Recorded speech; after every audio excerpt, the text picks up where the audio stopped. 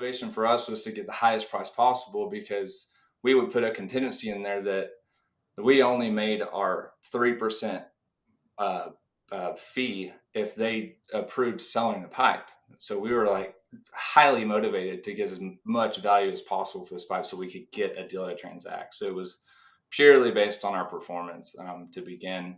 We started doing some stuff to kind of mitigate the risk of that model in the beginning, but that was from the beginning, like that's what bootstrapped it all the way up.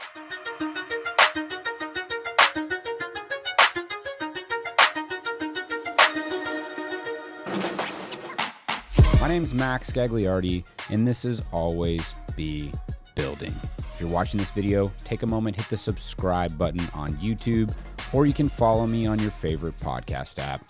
Hope you enjoy the show. Cody, welcome to the podcast. Thanks for coming Max, on. Thanks for having me on. I don't know you real well. We've interacted on social media a little bit. I've seen you do some podcast stuff. I've seen you post on LinkedIn and things like that about your company and some other things. And I just felt like you have interesting stuff going on. You're also an Oklahoma guy, which I should know and have a better relationship with anybody who's here local. And so I thought this was as good a way as any to kick that off. But for the people that don't know you or know your background, just tell us a little about yourself. Yeah, brief background, Max. Just like you said, Oklahoma guy, man. I'm oil and gas, born and bred. Just it's in my blood. It's in my family's blood. It's in all my friends' blood as well. You know, it's just kind of born into it. It's funny, you know, I had started following you like I want to say about 2 years ago, and we had tried to do podcasts here and there, and it kind of hit and miss. We hadn't got one together, but the same way I actually had met Adam Oxen with, I think that's right. I met him through his podcast. So he sent me a message on LinkedIn, was like, "Hey, you want to do a podcast?" I was like, "Sure." Or an episode. I hopped on, and that's how I met him. So it's kind of an interesting way to meet people, because you're forced to talk about things that you wouldn't almost naturally talk about, like sitting at a bus stop or something. I guess if you still did that nowadays. So it's kind of cool. Oh, it's the best. I mean, that's honestly the biggest value I find realistically with the podcast. I mean, I think it's just a way to force yourself to network and just, I mean, like sometimes, you know, before I was doing the media stuff, I'd go for a couple weeks and I'm like, who did I really reach out to or like connect with in the last couple, you know, you just get into the grind of like doing the work, right? And you forget to like, to reach out and make connections. So I think that's what's valuable. I think it resonates a lot with me, the oil and gas in your blood comment and your family and friends being in it. I grew up with a dad who's a geologist and engineer, and my mom who worked on the like accounting side for a bunch of different oil and gas companies. And so I've grown up around it as well. One thing I listened to some of your stuff that you've put out there on the media side. And one thing that resonated with me was it sounds like you have a really close relationship with your dad. And from what I can tell, it sounds like he's kind of a mentor. Is that fair to classify it like that? Yeah, it's very, very true. Someone asked me a question, you know, at the grassroots, like, how did you start your business? And I told him it was almost pure nepotism, you know, not necessarily passed down, you know, at another company and got promoted nepotism, but just, you know, everything pipe, everything oil and gas, and then everything just as far as even morals, you know, yeah, it all came down to my relationship with my father and working with my father from the age of, gosh, 6 to 8 years old up to today. And in the beginning, you know, before he was in oil and gas, he was a firefighter, and he had just worked, you know, 24 days on, 24 days off. And so on his off days, he would work side jobs. Like he never would come home and just be off for the whole day. So he was doing construction or roofing or tile or something like that. And those days off, I would go with him. And that led all the way through my whole life. I've worked with him, and I still do stuff. He'll call me up and be like, "Hey, I'm replacing the fence in the backyard." I'm like, "Dad, you can write a check and someone can do that in like 2 hours." He's like, "Nah, we're gonna spend all weekend doing it." So we still work on stuff together, man. No, that's awesome. It's good. My grandpa, my dad's dad, was a firefighter, and he grew up around it. Even when I was little, he was still like a fire chief. He stayed on until he was like in his 70s. And I remember going up to the fire station and hanging out up there, and he would be up all night. You know, he was a night owl, smoking cigarettes and drinking coffee. And I'd go to his, you know, the fire station and climb up all around the the fire trucks. I have really fond memories of Yeah. that growing up. So I kind of know a little bit about that life. And then he also did work other jobs too, as well. So Yeah. that also resonates with me. When you started out, and again, I listened to some of this, and for people that don't know, you have a YouTube channel, you've posted a few videos that some of them are really good to get to know you, but you talked about having a car, you needed to pay it off, and you just went and your dad helped you find a job in like a pipe yard, and you just kind of got in at a very basic level and started working hard. Tell people about just some of that background that got you that work ethic. Yeah, man, that decision was at the time, especially in college around my peers and friends, was like the most uncommon decision I probably could have made. But a- to today, probably one of the best decisions. And what it was is I was in school. It was the second summer in college, and I had a just like a Honda Accord. I still owed some money on it. I was in college and broke, and I had the choice that summer to, I could go to go to class that summer and really just stay away from my hometown and hang out with my buddies and go to a couple classes, or I could go back home and work and pay that car off and hopefully set myself up to where when I got out of college I didn't have more debt than I needed. Right. So I called my dad and he said, "Hey, I can get you a job. It's in a pipe yard. It's not going to be, the most appealing job. You're going to be taking out the trash and weed eating racks and pretty much doing whatever physical labor they throw at you. But you're going to get your foot in the door in an intro to oil and gas." And that I was like, I want to say I just turned around. Let's see, yeah, about 19 years old when I did that. And no turning back since, man. It wasn't fun to go do that job, but I got exposure to something I always wanted exposure to. I saw that there was lots of opportunity to make lots of money, and it didn't require knowing the right people all the time, and it didn't require being the smartest guy in the room all the time. It just required a lot of flexibility, and it seemed like an adventure, and so I just jumped right in, man. That's awesome. Do you feel like there was like I mean, you got to just like kind of learn through osmosis probably a little bit, right? Like you weren't probably doing the high level stuff, but you got to be around it. You got to make those connections. You got to learn how to work hard. I also heard in that story that your grandpa lived like right across the street or close, and you got to see him. Again, I'm big on like the family value stuff, and Okay. I just thought that was a great. I thought that was a cool story. I mean, those types of jobs, in my experience, when I've had kind of these more grunt jobs, you weirdly look back with like rose-colored glasses, or at least I do, Yeah. about that time. You know, Yeah, I didn't finish that story. I guess I'll go ahead and will for the listeners. My girl, I had it's now my over 10 years long wife, but at the time, new girlfriend.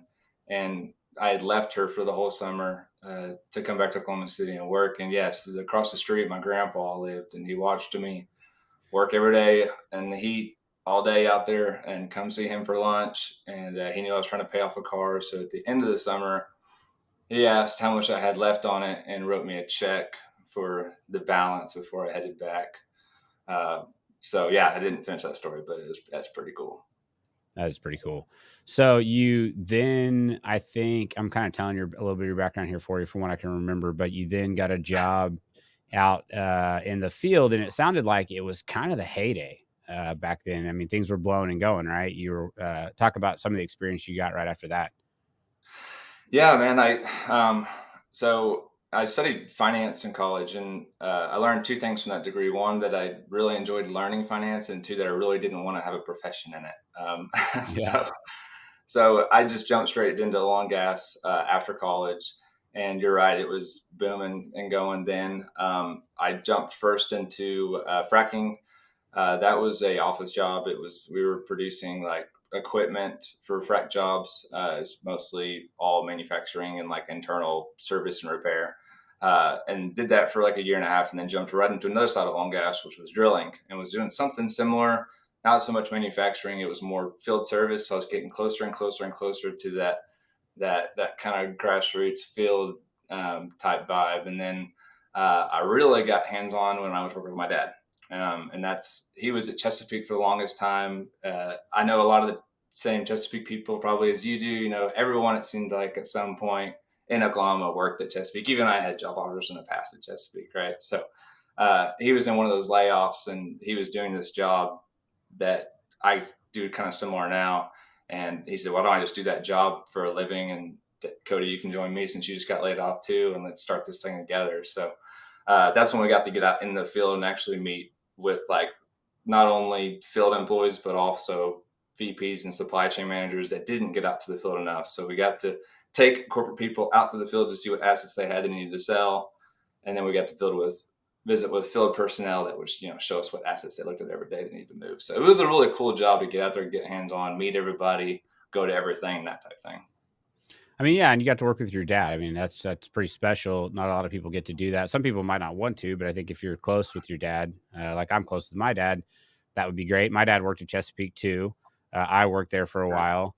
It All right. was I don't know if it was pure nepotism, but I mean we were in totally different groups. But he did tell me, he's like, "Hey, email this person and see if you can get an interview." And I did that in college and had some experience and got my foot in the door there. The other thing that I think is interesting is that you guys basically said, well, what was I doing for a company?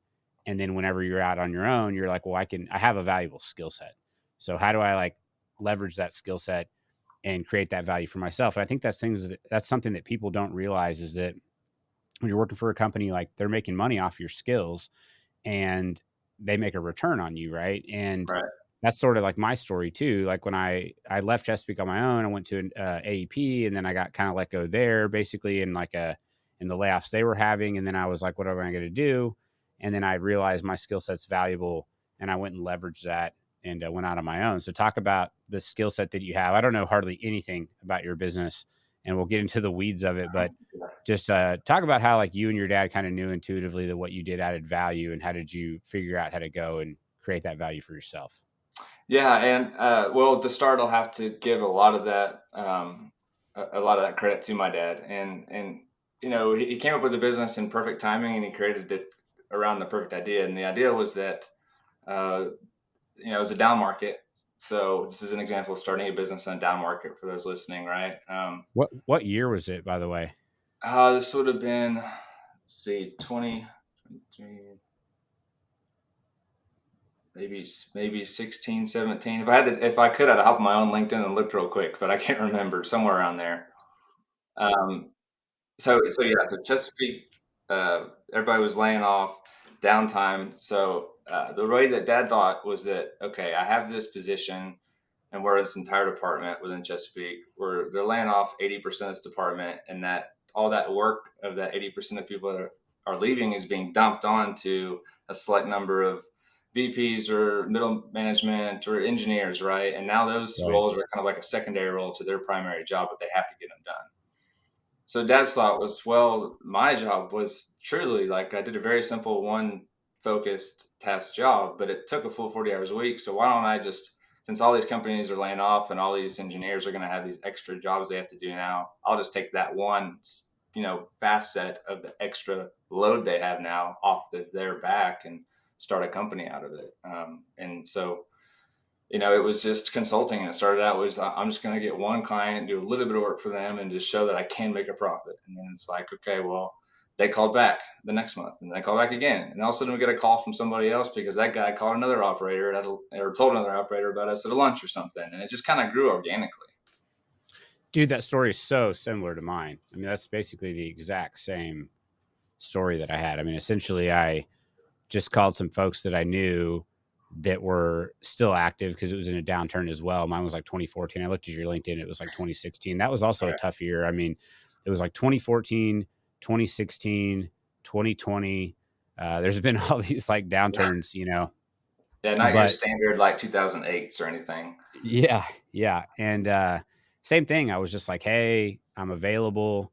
I think I can add value. What are you guys doing? And they told me what they were doing. And I was like, well, I could do this, this, and this. And they're like, all right, go, let's see what you can do. And then as soon as you do one thing right, they're like, wow, that saved us this money. You created this value, which was less than what we paid you for it. And again, there's that arbitrage between value can I create versus what value can I keep for myself.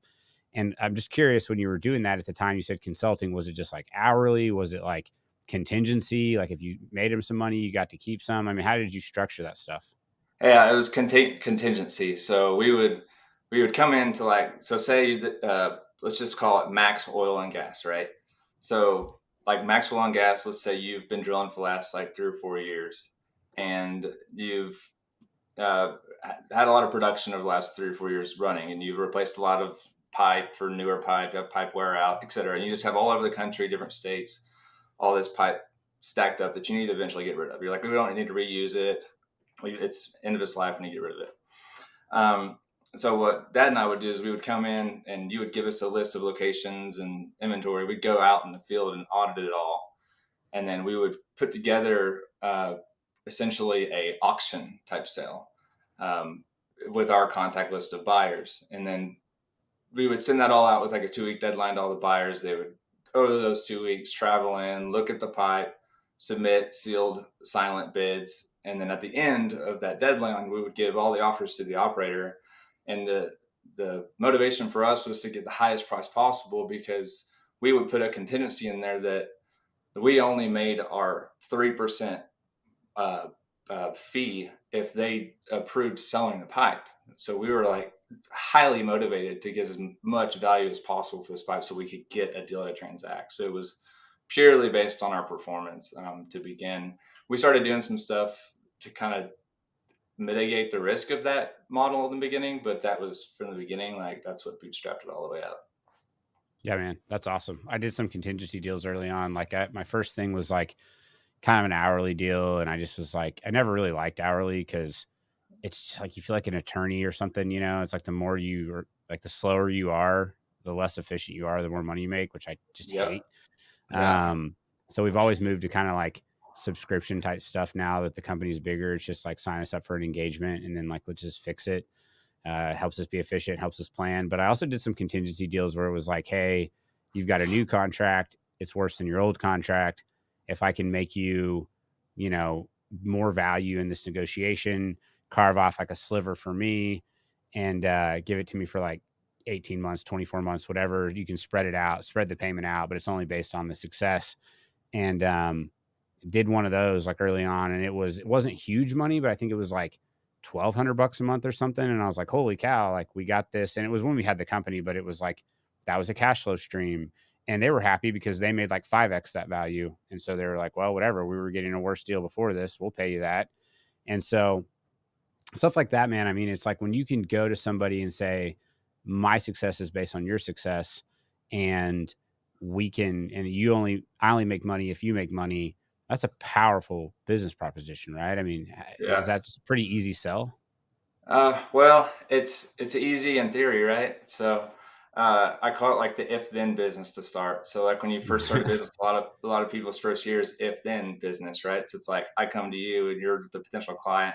I'm like, hey, if I provide this service to you and it saves you money, even with you paying me to provide this service, would you try it one time? So it's like this if then this one situation, see if it works, and then I'll repeat it 40 times throughout the year. Next thing you know, it's a business. So yeah, in the Right. beginning, it's just trying to like figure out ways to make money and then prove that it actually does. Because before you 100% don't have like any form of income coming to yourself, it's all just thoughts, right? You're thinking of all these great ideas, make these great business plans, but at the end of the day, when you quit your job and you're sitting at home and you're writing things up, you're like, oh shoot, in like 3 weeks I actually need like X amount of money to cover like the mortgage and like my expenses this month. Okay, so now I need to actually do something and see if it'll work.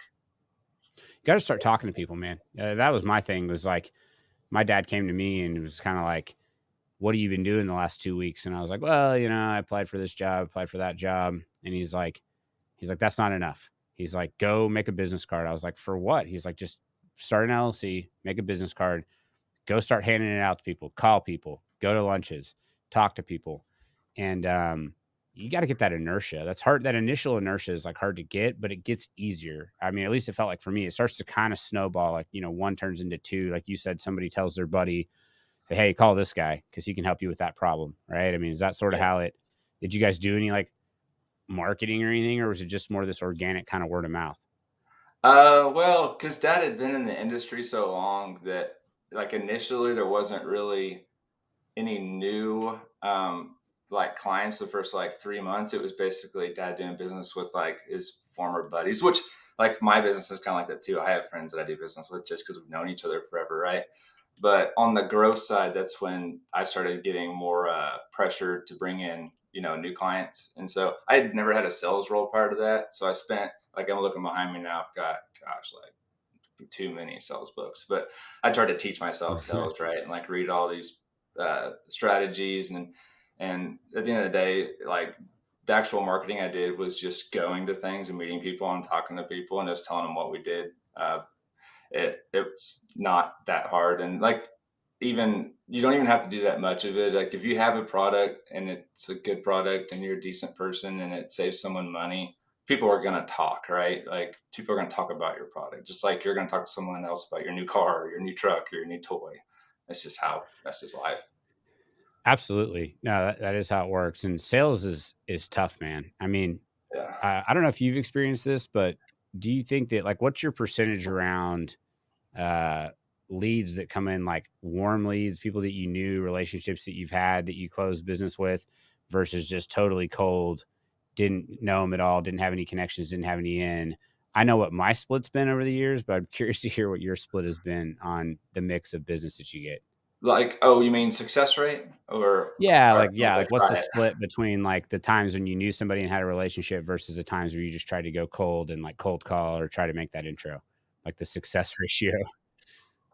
I guess a better metric or one that I'd rather share would be like, if I were to look at like my total amount of deals and to say I only choose the ones that are people I didn't know like prior, it happened because of business. Yeah. And I had to choose like the percentage of what of those happened because of 100% cold reach out, or what percentage of those deals happened because I knew that person or met that person via like just going to an event or responding to something on social media.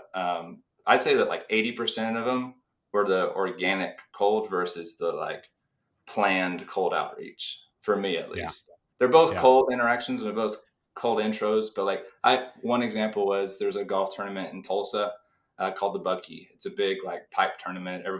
Most people, at least in the Mid-Con region, know about it, if not in the US, related to OCTG at least.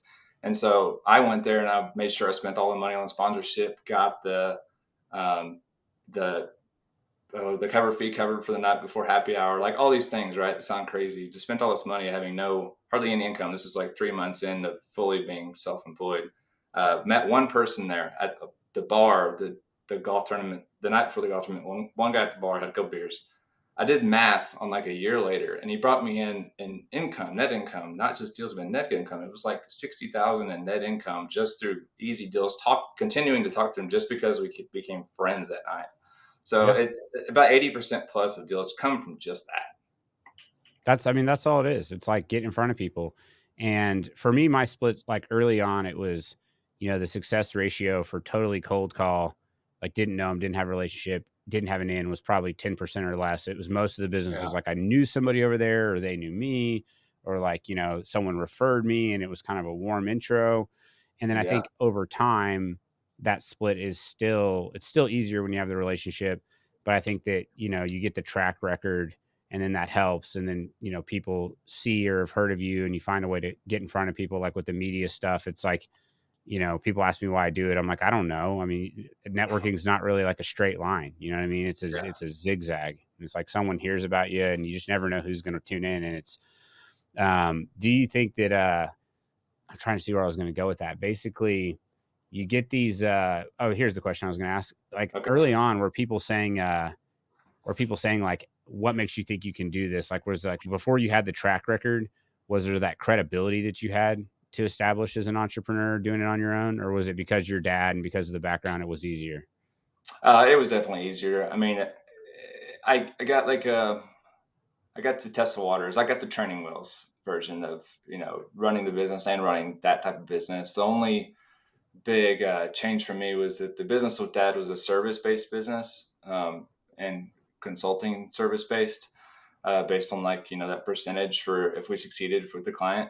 Whereas this position now, it's very much related to pipe and very much related to oil and gas, but I actually hold positions and I hold inventory. So I tell people that I buy pipe, I reclaim pipe, I hold pipe, I juggle pipe, I lose pipe, and hopefully at the end of the day, I at some point sell pipe for a profit. Um, Yeah. so there's a whole different list of risks and um, just different things I have to think about daily compared to with my dad. But it did, I guess, to circle back on your question, it did make it significantly easier to begin. Yeah. So fast forward, because I want to get into the weeds of the pipe business here. Right. I like the Yeah, entrepreneurship stuff. This is all stuff I feel I've kind of had to go through some variation of it. So hopefully anybody that's thinking about starting anything can get some value from these questions. But you jump back into the industry for a little bit. Sounds like you got on the other side of the equation and then you went back on your own again. Is that correct? Is that kind of the correct. order of operations? Yeah, yeah, So what was the time frame there? And then and then the real question is like, what made you take that leap back, right? Like, yeah. where was that moment when you let go of the safety rope again and you said, "All right, like I got to get back to doing it on my own." Yeah.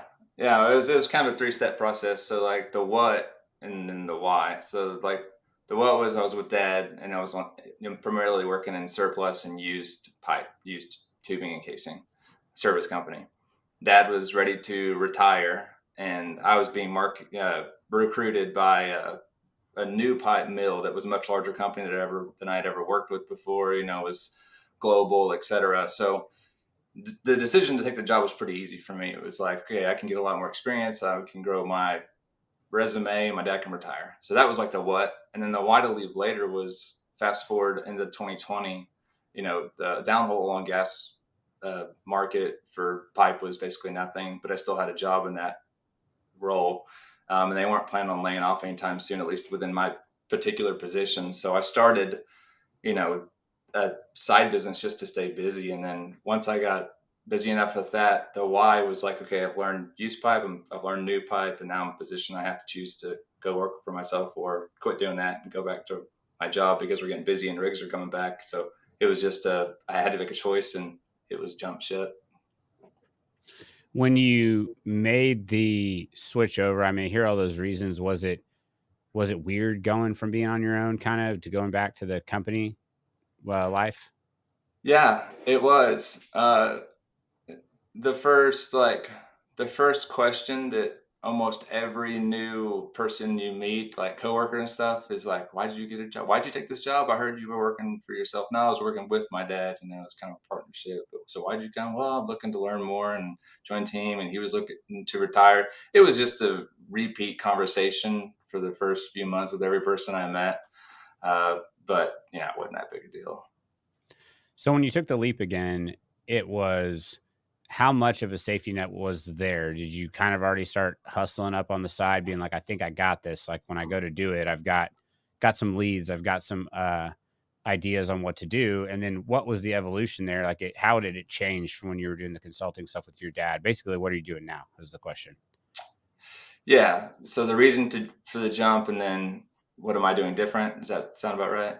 Yeah, that's it. Okay. So, uh, yeah, the reason, or I guess you asked like what made me able to make the jump.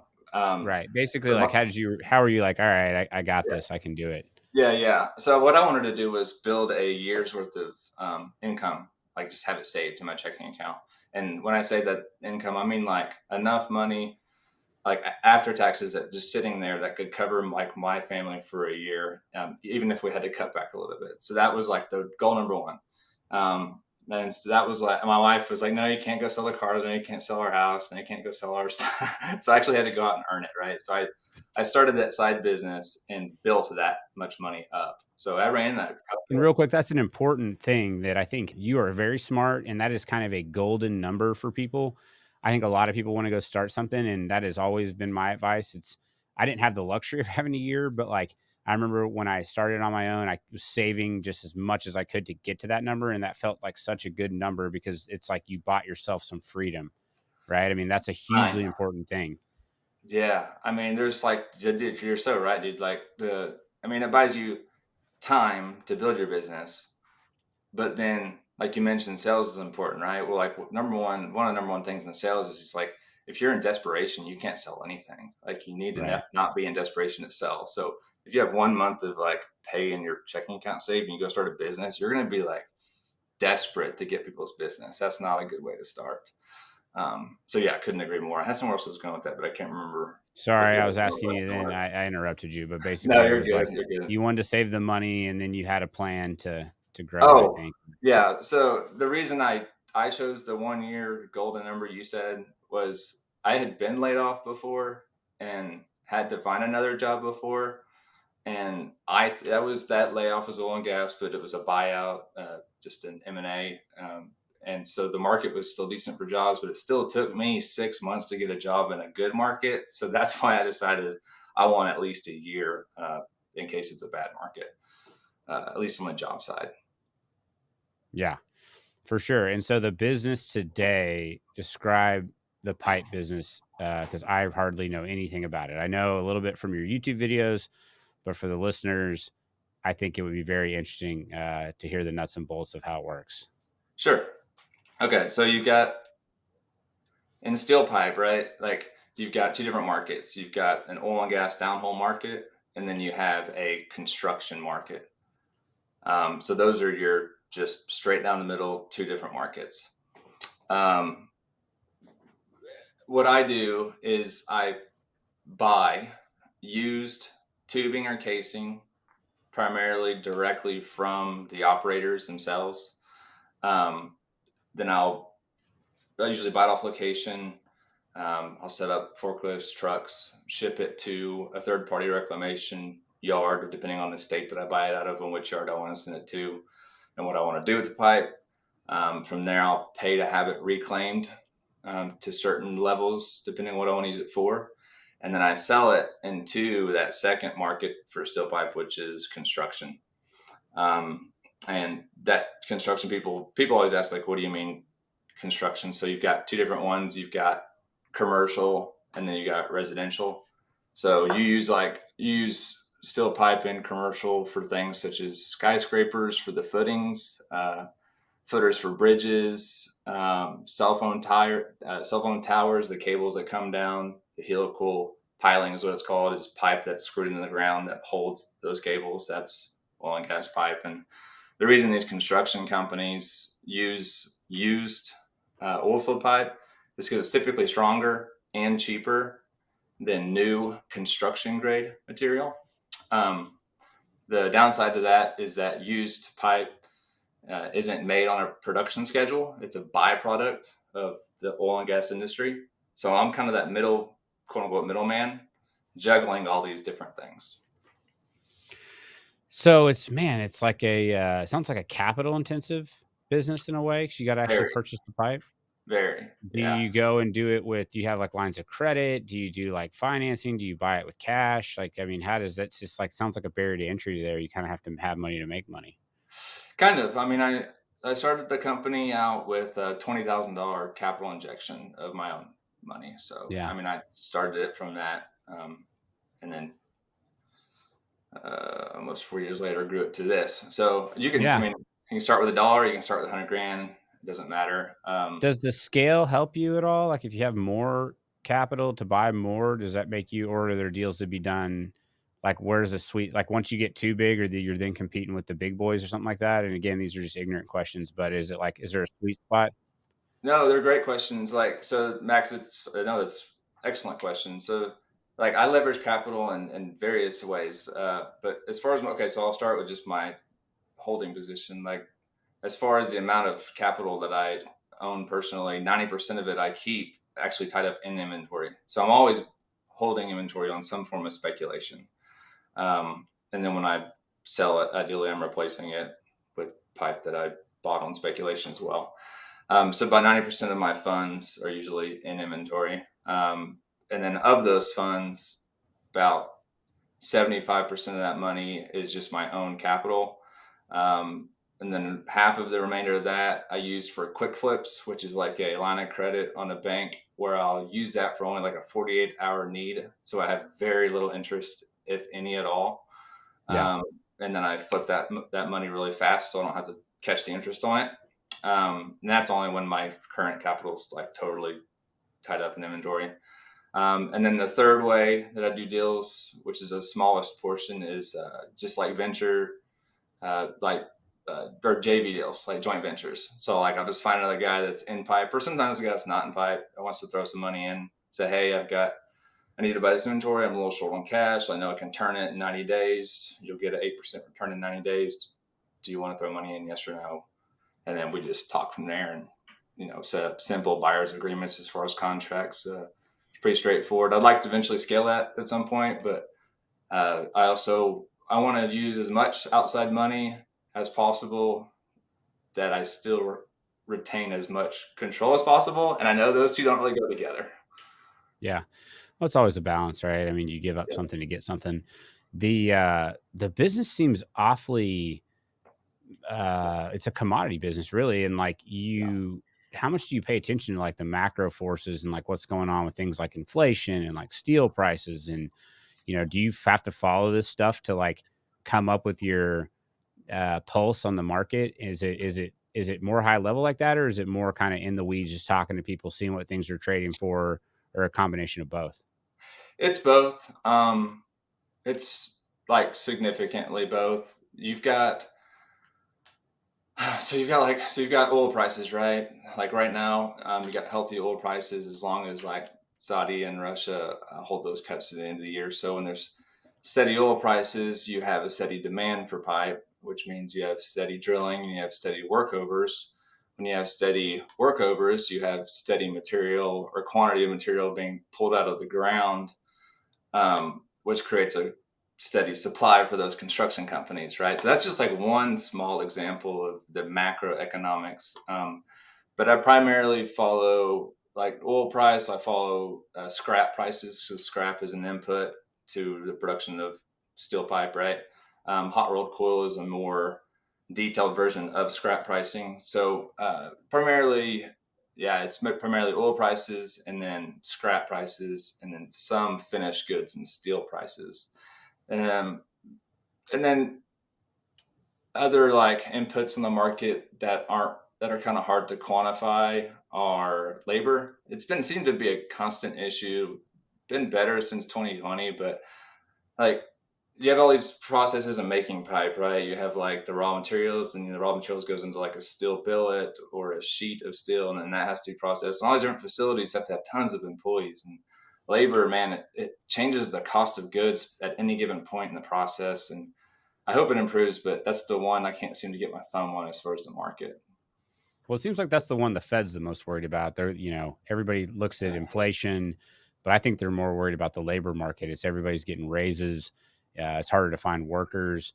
And then Yeah. that kind of flows through to pricing, because if you got to pay more and you can't find people, then you got to charge more for the products. And so that's a tough one. And it seems like the economy is continuing to do well, because it feels like a lot of people have gotten an increase in their wages, at least, especially at like the blue collar kind of like, more on the ground level. I mean, I don't know about corporate America. I'm sure some people have gotten raises, but I've heard like a lot of people that are working out there like, hey, look, I got to make a living wage and prices are up. And so they're demanding more for labor. And so that's an interesting point.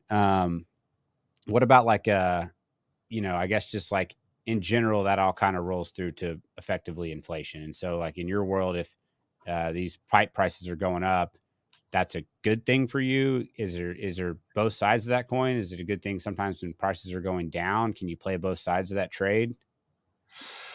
It depends. So, and overall, I don't like high prices because I don't Mm, want to sell expensive product to my customers.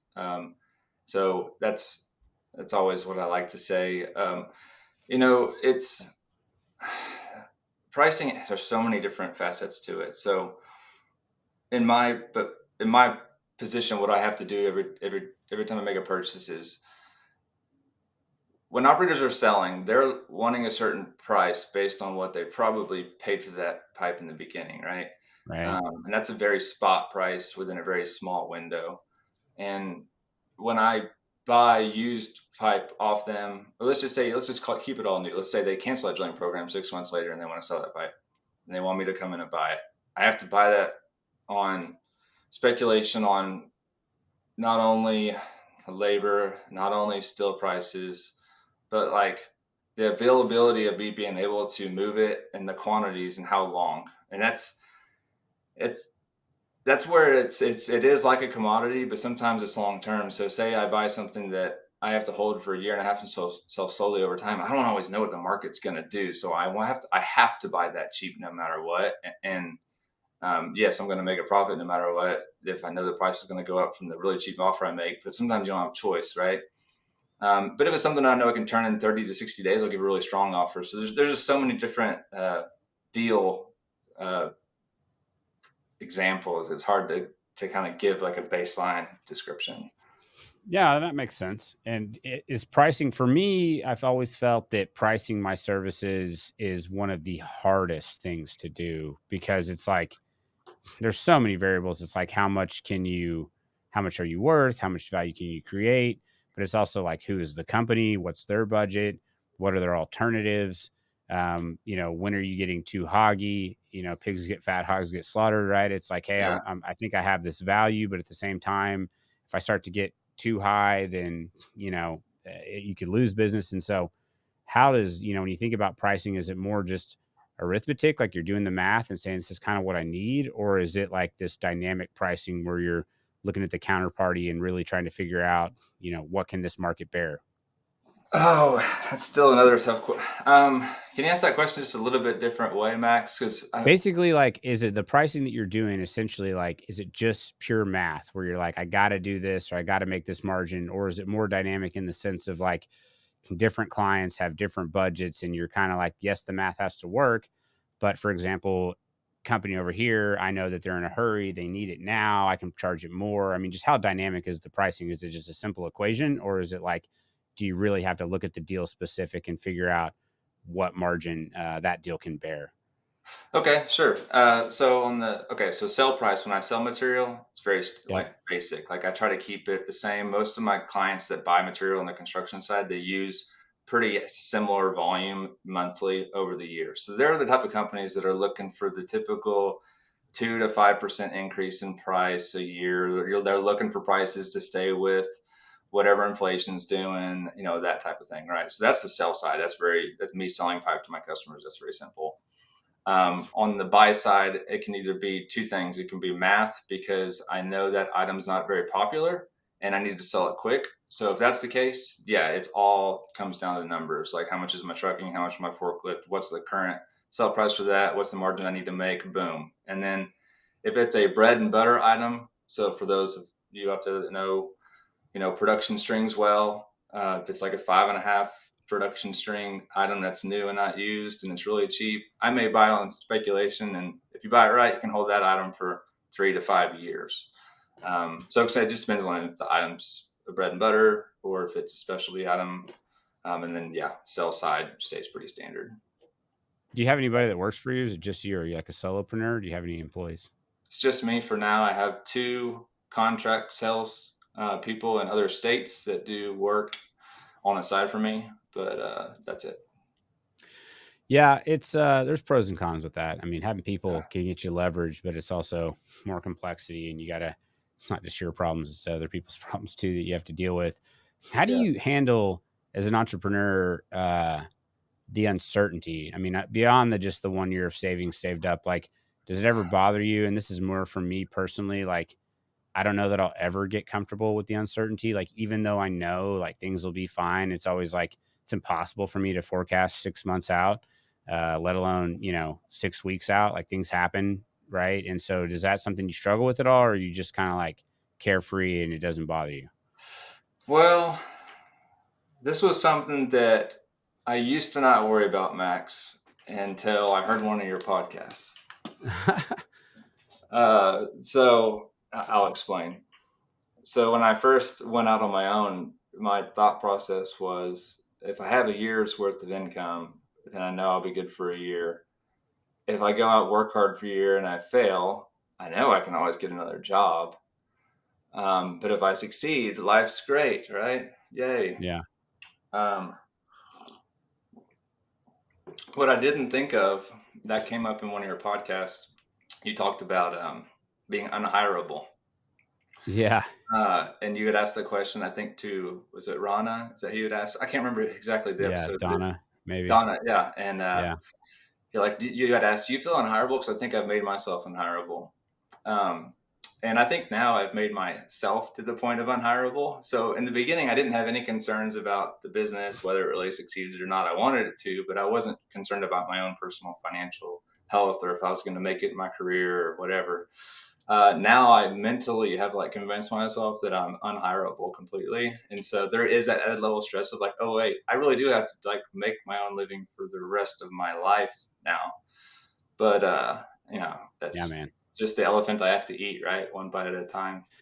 And the reality is you're never truly unhireable. It's just like it's a weird thought. Like, have I put myself in a category where someone would look at my resume and be like, you don't have the typical career trajectory of someone that we would hire. And Yeah, I do think that looming uh for me, probably 25 years at least of like future uncertainty around I gotta keep this up, right? And those are like unproductive thoughts, I think, because like the reality is you just do what you got to do today and then yeah, like tomorrow takes care of itself, right? But right. I think when you work at a big company and you have like a regular raise or bonus and you kind of know like, hey, if I do another 6 months, like this is going to happen. And even though that's like fake too, because anything could happen, you could get let go, but there's like this perceived structure that's there Yeah. that makes you have more comfort than when you're just on your own. I don't know if you felt that or not. And there's in that job position too, there's kind of like comfort in the temporary in that you're not forced to think long term like that. I was with a customer just recently and we were discussing an issue that I was trying to resolve for him, a supply chain issue. And I said something and then later thought about it, but I mentioned something about like, well, I want to make sure that we're not dealing with this problem 20 years from now. And like when I had a job, I would have never said that. I would have never thought to Yeah. myself, I'm going to be dealing with this client through this business I work for in 20 years. But then when you're doing it yourself, your mind changes to think that way. So yeah, it's pretty interesting. How important do you think reputation is when you're an entrepreneur? I mean, like, I know there's a lot of instances where in any business you could probably make maybe more money off a decision, but you're like, does that hurt my reputation?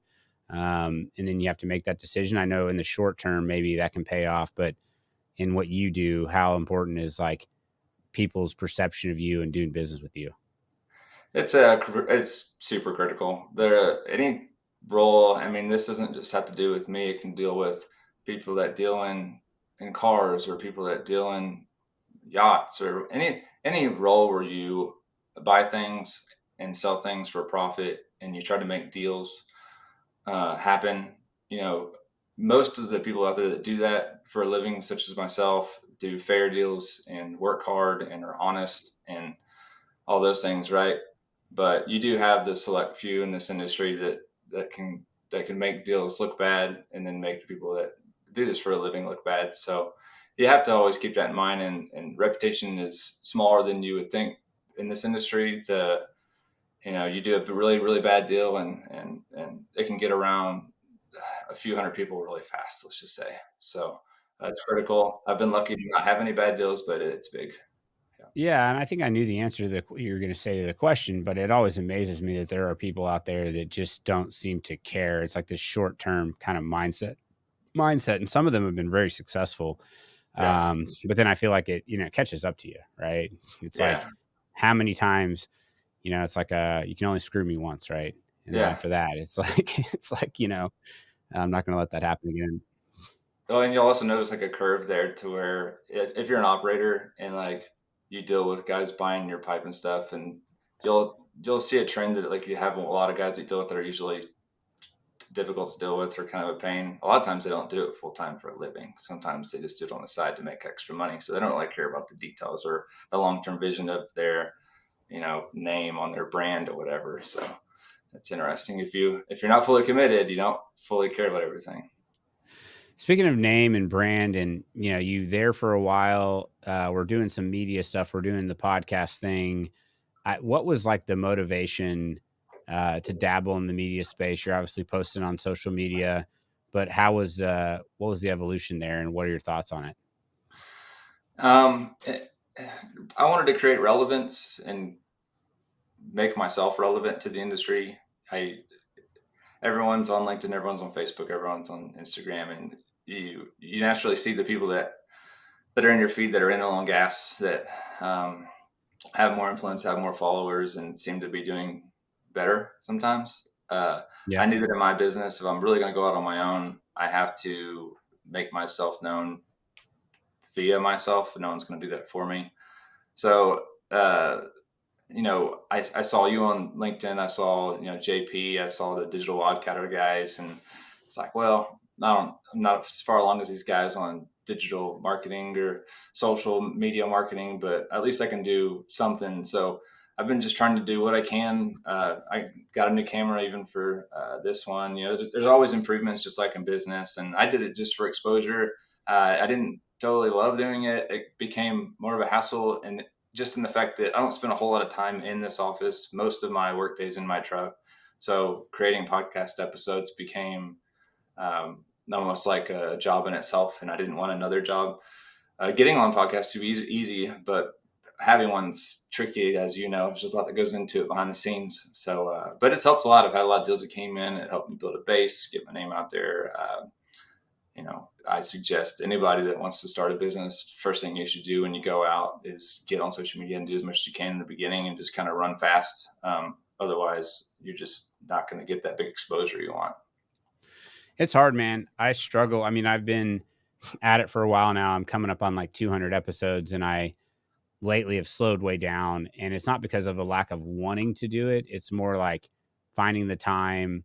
And then, like, I'll go through a period where I'm like, this is another job. Why am I doing this? And like, I know that I'm not giving it. The hardest thing is like, I know I'm not giving it my all, like the podcast stuff right now. Like, I'm trying, but like, I know I could do more. And I'm one of these people that like, I hate doing stuff if I'm not giving it my all, but it's like, I have so much going on, but I Do you still feel like find, that?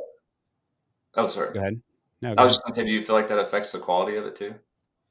I think it can. I mean, I think that, the episodes that I do, I am passionate about those, but I feel like I could do more. You can always do more. You could do more prep. You could do more getting guests. I mean, I really enjoy this part of it. This is the good part. The part that I don't enjoy is the constant posting, the scheduling of guests, the just like, the coming up with new guests. Like if someone just was like feeding me guests and I just had them all lined up, it'd be easy to sit down and Oh, just really? talk, and I Okay. and I enjoy the talking part.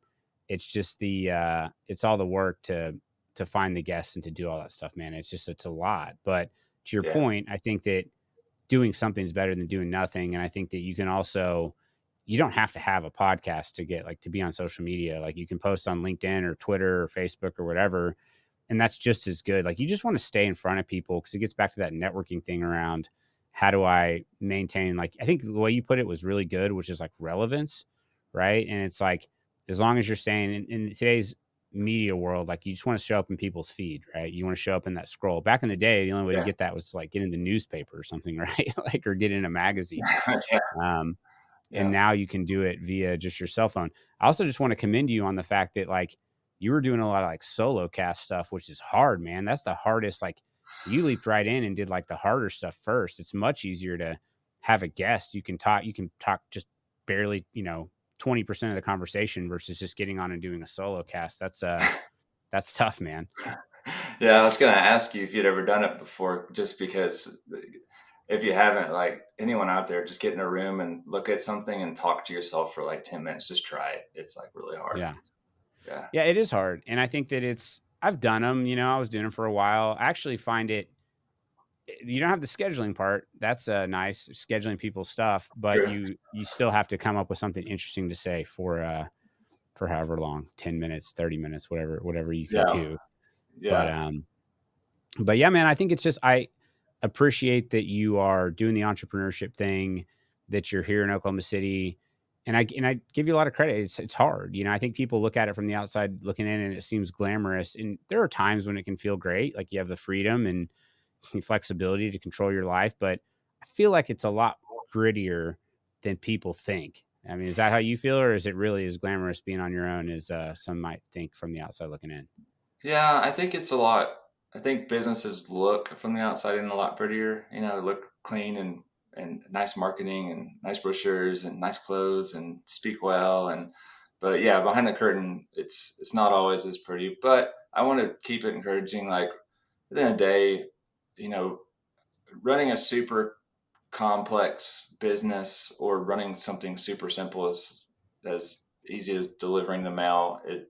They're the same business. It's just you provide a product, right? And your product is either tangible or intangible. But as long as it's better or somewhat better than someone else's, it doesn't have to be novel. You can make a business. It's just scaling, growing, organizing. That's the tricky part.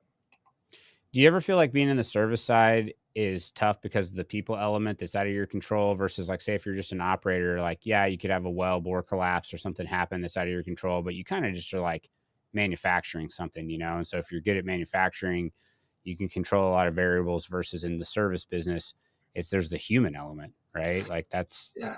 that's a tough Yeah. part of it. Yeah. I've dabbled in both, Max. And man, I can't decide which one I like better because the service business is really nice, and that the fact that you don't have a whole lot of overhead. Um, and so when things go bad, you can always come up with another service or go to another industry or start another business. Um, but then I also really like the tangible side of like holding inventory. Because people always give service companies a hard time. So it's like, well, you're not actually selling anything, you're just doing something. It's like, well, I know it's a product, but having the product's nice because you actually like are giving them something tangible. The downside to that one though is if the market completely changes on you, or say your customer leaves you and goes to someone else, now you're stuck holding the bag. So I've done Right. both. I have no idea which one I like better or which one's easier, but they're just different animals. Yeah, it's tough, man. Last thing here, this is a loaded one, but like, what do you vision into the future? How are you defining success? Like, the next, the best case for the next 5, 10 years look like for you?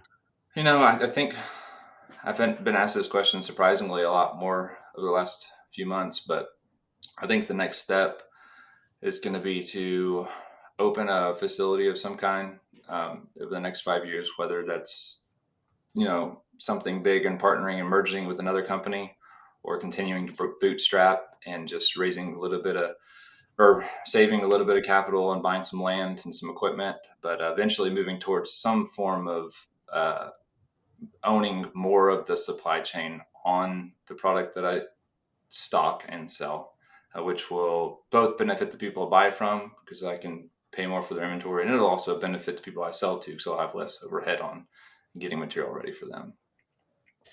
Well, that's a good goal, dude. You always got to have those goals and that Yeah. plan. It doesn't always as planned, but I think you have to have them. Cody, thanks for coming on and taking the time. And we should have done it sooner, but I'm glad we got to make it happen. And for people that want to find you or that are in the business that want to contact you, what's the best way to do it? Yeah. Best way to start is just Cody at scissortailpipe.com. Awesome, man. Well, thanks again. And thank Yeah. you guys. All right. Thanks, Max.